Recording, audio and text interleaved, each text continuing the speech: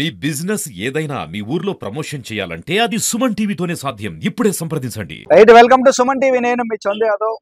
అనకాపల్లి జిల్లాలో జరిగిన ఘోర ప్రమాదానికి సంబంధించి ప్రస్తుతం సంఘటన స్థలం వద్ద మనం ఉన్నాము. లంకెలపాలెం దగ్గర విధులు ముగించుకొని ఇంటికి వెళ్తున్న తరుణంలో ఒక్కసారిగా వెనకాతల మృత్యు సకటమై ఒక లారీ మొత్తం కారు మబ్బులే కమ్మేసింది.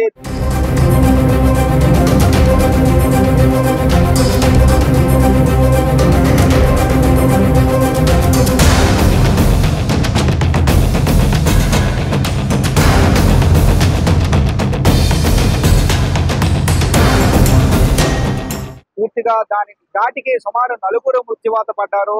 ఎవరైతే ఉన్నారో వారు ప్రయాణిస్తున్న కారు ఇక్కడ మనం చూడొచ్చు. ఎంత ఘోరంగా ఉన్నదంటే కారు పరిస్థితి పూర్తిగా చిత్రమైపోయింది. కారు అంతా కూడా ఒక రౌండ్ బంతిలాగా తయారైంది కారు. నిజంగా ఇట్లా ఈ కారులో ప్రయాణిస్తున్నటువంటి 4గురిలో 2 అక్కడికక్కడే సంఘటన స్థలంలో అయితే చనిపోయినట్టు తెలుస్తా ఉంది. మరోవైపు వీరందరూ కూడా దైవ దర్శనానికి వెళ్ళి వస్తున్నట్లు తెలుస్తుంది. ఎందుకంటే అక్కడ మనం చూడొచ్చు నోకాంబిక అమ్మవారి ప్రసాదం అంటూ కూడా అక్కడ ఉంది.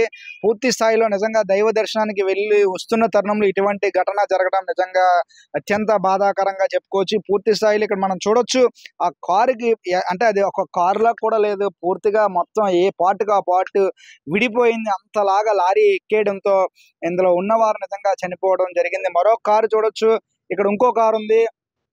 ఈ కారుకి పూర్తిగా ఈ కారులో ఉన్న వాళ్ళందరూ కూడా సురక్షితంగా ఉన్నట్టు తెలిసింది. ఎందుకంటే లోపల బయటికి అయితే ఫుల్ డ్యామేజ్ అయింది. లోపల అన్ని బెలూన్స్ ఓపెన్ అవడంతో ఈ కారులో ఉన్నవారు ఎవరికి కూడా ఎటువంటి ప్రమాదం కూడా సంభవించలేదు. కారులో బెలూన్స్ కూడా ఓపెన్ అయిపోయి ఇక్కడ మనం చూడొచ్చు.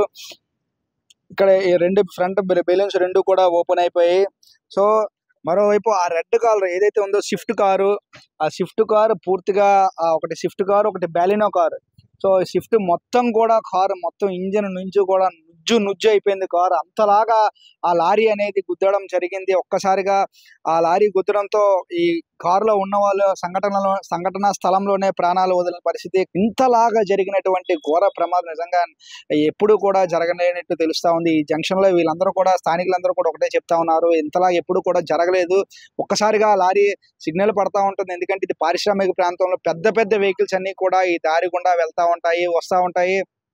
మరి కొద్ది సేపట్లో సిగ్నల్ పడుతుంది ఇంటికి. ఎందుకంటే 10:30 షిఫ్ట్ అయిపోతా ఉంది. 10:30 షిఫ్ట్ అయిపోయిన తర్వాత అందరూ కూడా ఇంటికి వెళ్ళేందుకు ఒక్కసారిగా రావడంతో సిగ్నల్ పడుతుంది కదా అని వెయిట్ చేస్తూ ఉన్నారు. వెయిట్ చేయడంతో ఒక్కసారిగా వెనకాతల నుంచి వచ్చిన ఏదైతే తెలంగాణకు సంబంధించినటువంటి లారీ పప్పు దినుసులతో విశాఖ పోర్టు నుంచి తెలంగాణ సిద్దిపేటకు వెళ్లాల్సి ఉంది లారీ. ఒక్కసారిగా సిగ్నల్ మరి గమనించాడా లారీ డ్రైవర్ లేదో తెలియదు. ఒక్కసారిగా రావడంతో బ్రేకులు ఫెయిల్ అవడంతో ఆ స్పీడ్ కూడా 40 నుంచి 50 ఉన్నట్లయితే తెలుస్తా ఉంది. ఒక్కసారిగా వీరందరినీ గుర్తటంతో ఇవన్నీ కూడా నుజ్జు అయినా కూడా ముందుకు వెళ్ళిపోయింది. ముందుకు వెళ్ళిన తర్వాత అటు నుంచి సిగ్నల్ పడడంతో ఒక కంటైనర్ లారీ అటుగా రావడంతో ఆ కంటైనర్ లారీని ఢీకొట్టి ఈ లారీని ఆగటం జరిగింది.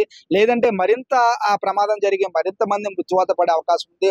ఇప్పటికైనా ఆర్టీఓ అధికారులు, ఎందుకంటే ఒక లారీ లోడ్తో వచ్చేటప్పుడు 100% దానికి ఫిట్నెస్ కానీ ఎప్పటికప్పుడు క్షుణ్ణంగా తనిఖీలు చేయాల్సిన ఆవశ్యకత ఉంది. నిజంగా ఆ లారీ కనుక ఫిట్నెస్ చెక్ చేసి ఉండుంటే కనుక ఈరోజు ఇంత ప్రమాదం జరగకపోయి ఉండొచ్చు. నిజంగా ఇప్పుడు మనం చూడొచ్చు ఆ వెహికల్ ఎంత ఘోరంగా ఉందంటే చూస్తుంటేనే మనకి ఇంత ఎలా జరిగిందంటూ కూడా మనకి ఆలోచనకు కూడా అందని ఒక చిక్కు ప్రశ్నలా ఉంది. మొత్తం కారు కనీసం ఇది కారులా కూడా కనిపించట్లేదు. ఇంత హృదయ విదారకర సంఘటన.